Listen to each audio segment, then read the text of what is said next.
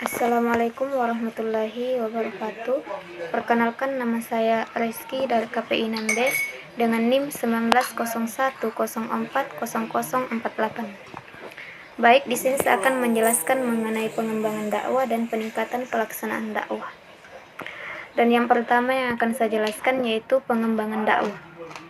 Jadi pengembangan ini merupakan salah satu perilaku manajerial yang meliputi pelatihan yang digunakan sebagai sarana untuk meningkatkan keterampilan seseorang dan memudahkan penyelesaian suatu pekerjaan.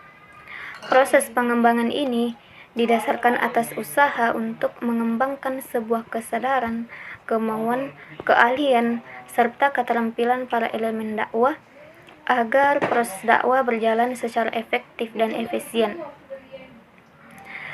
Sedangkan dakwah merupakan ajakan, seruan, panggilan yang dilakukan tanpa paksaan untuk membawa manusia ke arah yang lebih baik, sesuai dengan keridhaan Allah Subhanahu wa Ta'ala. Jadi dapat kita simpulkan bahwa pengembangan dakwah ini merupakan proses yang didasari atas usaha untuk mengembangkan sebuah kesadaran, kemauan, keahlian, serta keterampilan para elemen dakwah agar dakwah berjalan secara efektif dan efisien.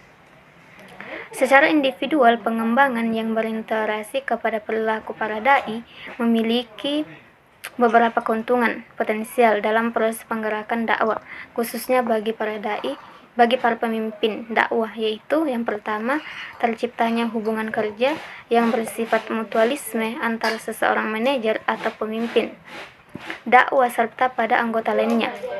Kedua, mengidentifikasi dan menyiapkan individu-individu untuk mengisi posisi-posisi tertentu dengan rasa tanggung jawab yang lebih besar dalam organisasi.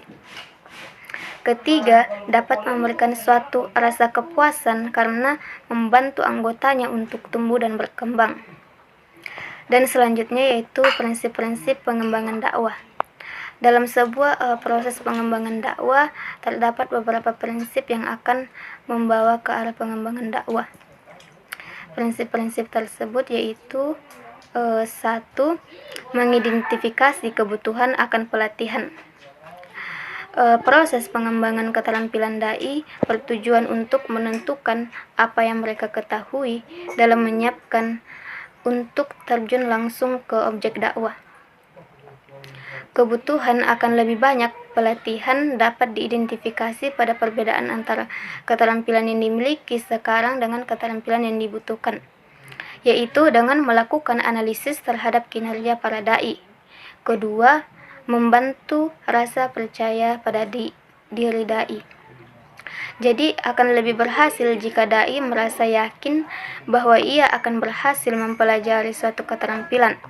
Dalam hal ini, manajer dakwah harus memberikan peluang yang cukup bagi para dai untuk memperoleh kemajuan dan keberhasilan dalam menguasai materi keterampilan.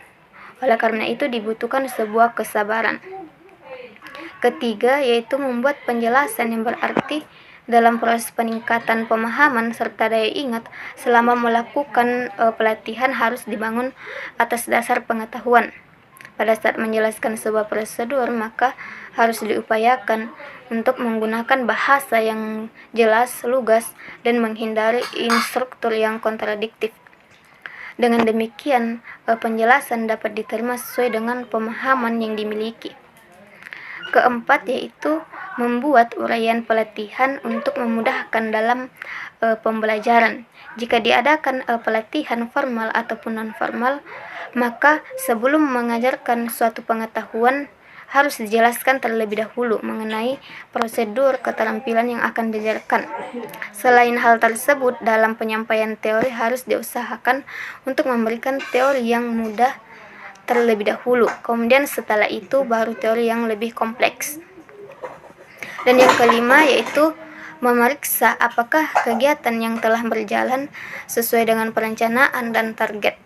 Setelah semua materi diberikan, maka sehendaknya memberikan kesempatan untuk mempraktekkan atau mendemonstrasikan materi yang telah disiapkan. Jadi para dai di sini harus mampu mempraktekkan setiap materi yang telah diberikan. Kemudian yang keenam yaitu memeriksa apakah kegiatan pelatihan itu berhasil.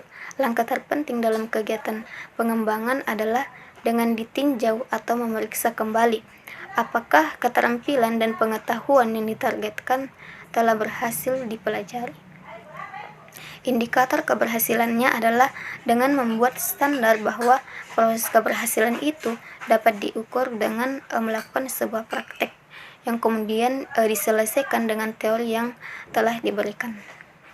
Kemudian selain itu ada beberapa cara yang dapat dilakukan oleh pemimpin dakwah untuk mengembangkan kemampuan para dai dalam aktivitas dakwah. Yang pertama yaitu pemimpin dakwah harus memiliki perencanaan dakwah yang cukup untuk melakukan perencanaan dan pelatihan. Kedua, menghadiri pelatihan dakwah.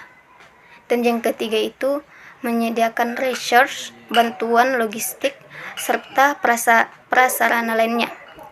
Keempat yaitu membuat kebijakan-kebijakan untuk mengenali, menghargai individu-individu yang ingin berkembang.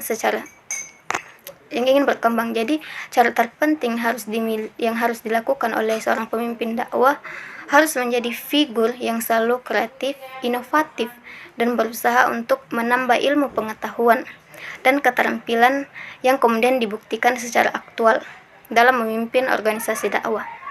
Jadi peningkatan dan penyempurnaan terhadap proses dakwah dapat dilakukan setelah diadakan penelitian dan penilaian terhadap jalannya proses dakwah secara menyeluruh setelah suatu proses usaha selesai. Jadi mungkin itu saja yang dapat saya jelaskan mengenai pengembangan dan peningkatan pelaksanaan dakwah.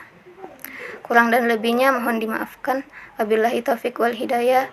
Wassalamualaikum warahmatullahi wabarakatuh.